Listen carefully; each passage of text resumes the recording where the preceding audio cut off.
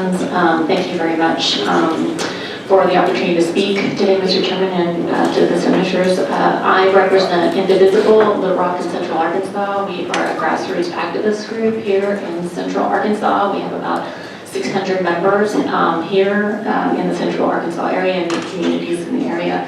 And I'd like to speak out against SB 411 this morning. One thing that, excuse me, my notes gotten, as I've been taking notes, as folks have been speaking, I've kind of mixed them up a little bit, but one thing that I would like to say is that I'd like to counter some of the statements that I've been hearing this morning. For example, the statement where we are putting the blame on the immigrants themselves and criminalizing them. We do have a broken immigration system, as I think many of us have recognized here today, and there are multiple actors involved with a broken system, not just immigrants. So we'd like to acknowledge that this is the system that we need to be addressing and not just targeting immigrants as the fault here, as the problem. One thing I'd also like to mention is that many of our members were very interested in and wanted to raise their voice when the opportunity came up, when a resolution in Little Rock was initiated about, was this a conversation we wanted to have in the Little Rock area about sanctuary policy. They would like to continue to have the opportunity to have a say here locally and do not want to have their voice silenced by the state interfering or inserting itself in a local decision in terms of the sanctuary city policies. One thing I'd also like to,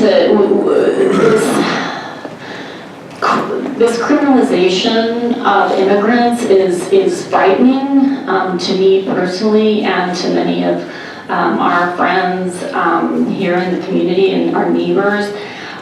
So some of the language that we're using, I think, is something we want to think about and what impacts that has on our communities and the safety of our communities. So, for example, let's acknowledge that I've littered, not intentionally, but do any of us speed?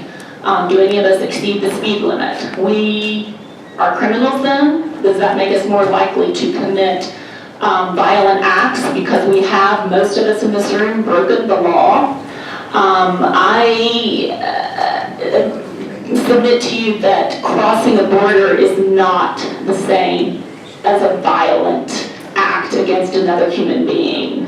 Studies do show that communities which do have a high number of immigrants are actually often safer if for no other reason, and I am actually putting my interpretation here, but I mean, you don't want to be in contact with local authorities. I mean, if you're, so I would argue that we do need to look at some of the studies that are out there and not spread fallacies about whether immigrants are actually more likely to commit acts of violence that have been described here. And by spreading those myths, we are making our communities more dangerous because people are more willing to profile not just people who may be undocumented, but people who are here documented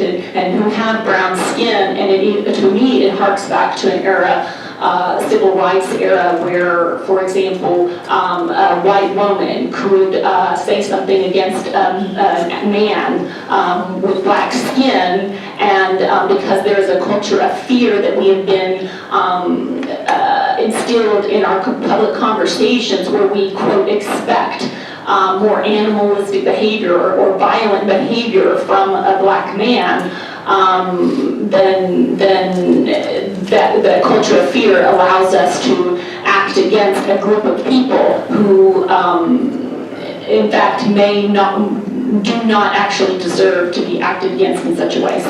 So I just caution us to watch our language where we are describing immigrants as criminals. If we all ourselves have committed small acts of crime, that doesn't make us criminals in the way that we're speaking of today. To thank you very much.